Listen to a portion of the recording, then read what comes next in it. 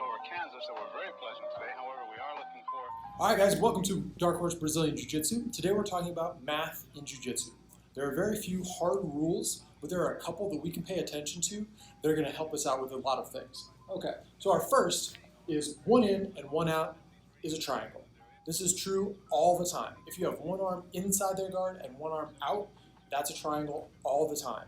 So we want to go 2 in or 2 out. A straight arm equals an arm bar.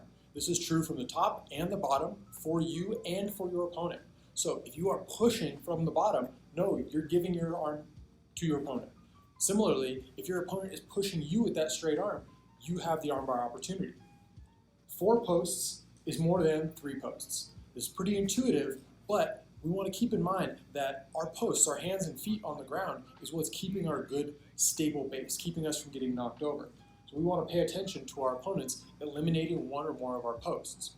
Similarly, if we're playing guard and we can eliminate one of our opponent's posts, we're at an advantage. Anytime you have 2 points, this could be hands, feet, anything, you have a perpendicular that you can take advantage of. So imagine our mount escape, where we block both posts on one side and take our opponent to that direction. That's very, very powerful, and it's a formula we can use in a lot of other places as well. All right, as we move on, we come to a couple of rules that are less hard than even our soft math. Our to-do list is position first and then submission. This is a rule of thumb that we can apply all the time. If I'm trying to decide what to do, position is always first. Then submission once I've got a really good space. All right, my string of numbers at the bottom is kind of an analogy for how we learn our technique. Okay? The rule for our technique is our pieces equal our whole. Right? 3 plus 3 is 6. 1 plus 1 plus 1 plus 1 is 6. Right? We can take this apart into any number of pieces and work on them individually, and then when we add them back up, they're still equal to the whole.